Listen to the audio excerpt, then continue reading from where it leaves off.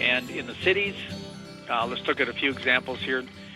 Gardening in the city is probably one of the most revolutionary things you can do. Growing your own food locally.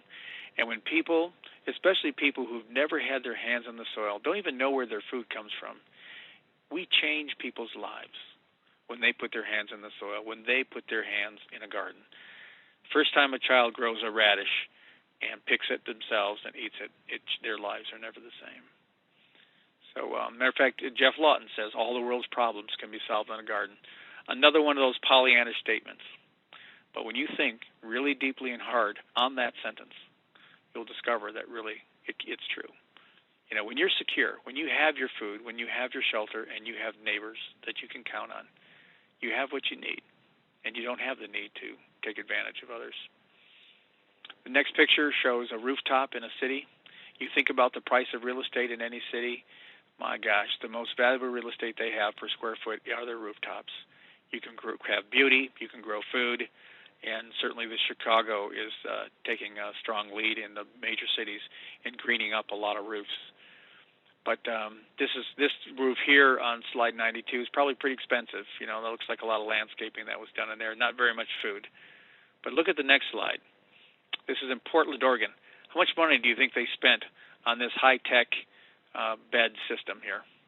I don't know if you can see that picture very well, but I think that's a $7 kitty tub, waiting tub. So they put those up there, you know, hauled some topsoil up there. I think this is 17th floor in a building in Portland. And, well, it can't be that high because I can see the trees there.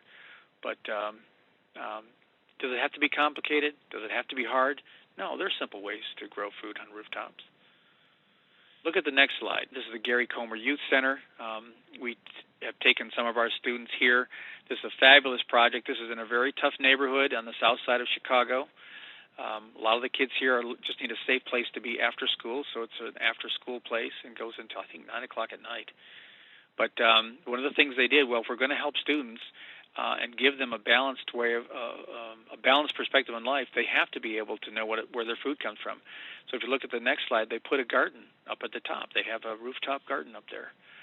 And this is a fall shot, so everything's kind of turning brown, so it's not as green and lush. But they grow everything from herbs to tomatoes to, here the next picture, peanuts. A lot of these kids, their grandparents come from down south, and they grow collard greens and different types of greens and peanuts and things, foods that their grandparents and great-grandparents are familiar with. One year they grew, or every year they grow tomatoes and basil, and they have a day where the parents come up and they harvest the tomatoes and the basil, and they go home with a recipe, and they all make spaghetti that night. So it's a powerful experience for kids. Next picture is just this little cold frames that they got, and they're growing that spinach all winter long on that roof. And look at the pumpkin that they grew in this one slide. That's a rooftop in Chicago. Also, in the urban environment, we need to seriously look at vertical space. So much is covered with buildings and rooftops. What about the walls? What about sides of buildings?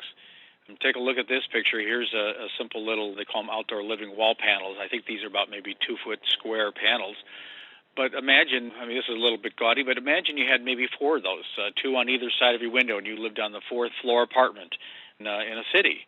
And you could open up your window, and you've got radishes on one side and lettuce on the other. There's no reason we can't be creative in adapting simple things. It would just require daily watering, and you could grow food right outside your windows. The next slide, here's woollypocket.com. They've come up with a simple method. This is all recycled materials, and they spin it into these pockets that allow excess water to leak out, but it still allows air into the root system. But you could stack these quite high and in any kind of an environment and grow quite a wide variety of small vegetables. The next slide shows buckets growing tomatoes, upside-down tomatoes coming out of the bottom, and you can grow lettuce and stuff out of the top of a bucket. Very simple, low-tech, doesn't cost anything, not like, you don't have to buy something to do this. You can be creative using your own things. Another way of using vertical space, I took some pictures at the Chicago Botanic Gardens. It's in the process of Espalier. Some of you are familiar with this process. It's very simple. You take a small fruiting tree. Apples is a common one, but certainly pears, peaches, plums, anything would work. You start growing it against a wall or a fence or even on its own, and you have some guide wires. I think you can see there's 3 guide wires on there. And as the plant grows, you start training limbs to go along the wire.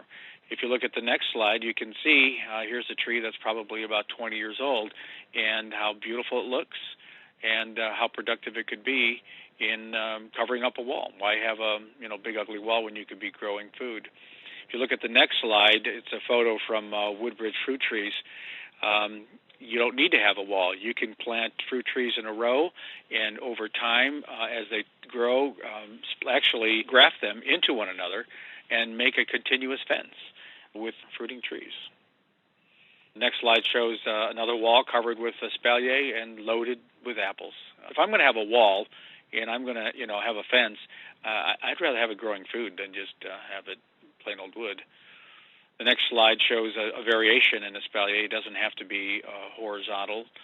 You can actually create this is a fan pattern. It's very pretty. I think it's a pear tree.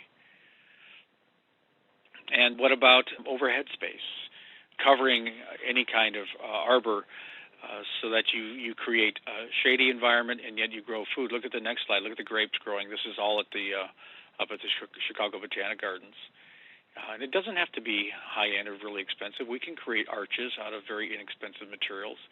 This next slide shows one made out of rebar that's formed into an arch. They plant the fruit trees along them, and as they grow, look at the next slide, they grow together at the top. They blend together.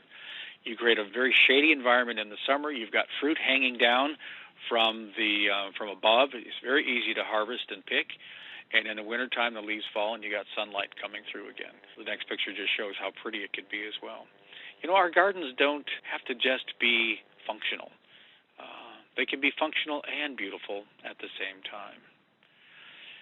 Moving on to the Chicago Center for Green Technology, I love this little technique they had here. They have these large water tanks. I think they're 2,500 gallons, 2,500 gallons coming off of the roof.